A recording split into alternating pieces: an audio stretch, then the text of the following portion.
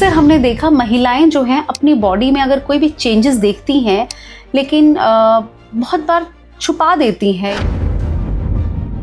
देखिए, आज भी जो सोसाइटल टर्म्स है उसमें महिलाओं में डॉक्टर के पास जाने में संकोच बहुत ज़्यादा है।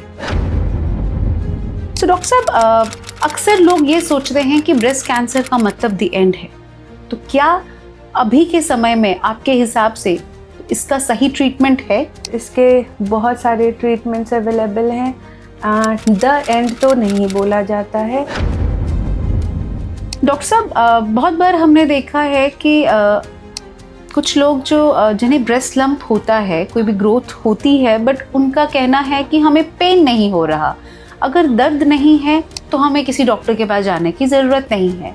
तो क्या ये इग्नोरेंस सही है?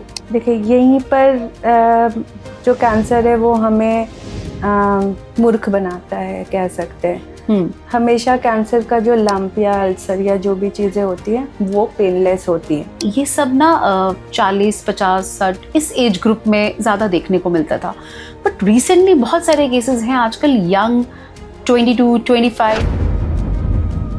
डॉक्टर साहब, अक्सर हमने सुना है सेल्फ एग्जामिनेशन, लेकिन मुझे जहाँ तक लग रहा है मैक्सिमम लेडीज को सेल्फ एग्जामिनेशन के बारे में नहीं पता होगा। ठीक है, सेल्फ एग्जामिनेशन ना स्क्रीनिंग प्रोसीड्योर का सबसे बेसिक और सबसे इफेक्टिव वे है। इसमें कोई खर्च नहीं लगता, फीमेल अपने से कर सकती है, उनको कोई संकोच नहीं होगा कहीं जाने में।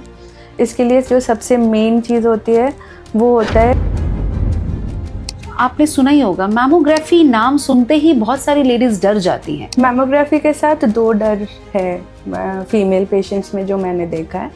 उसमें पहला डर उनका है कि देखिए, बहुत इम्पॉर्टेंट है किसी भी कैंसर को, ब्रेस्ट कैंसर तो हम क्योंकि स्पेसिफिकली इसकी बात कर रहे हैं, बट किसी भी कैंसर में बहुत इम्पॉर्टेंट है डिजीज़ को बहुत अर्ली पकड़ना। ठीक है, वैसे में जब मिनिमम सिम्टम्स आते हैं तभी डॉक्टर से मिलना ज़रूरी है। अगर लंप दिख रहा है तो डॉक्टर को कंसल्ट कीजिए। चांसेस है वो ना भी आए तो एटलीस्ट आप श्योर तो रहेंगे।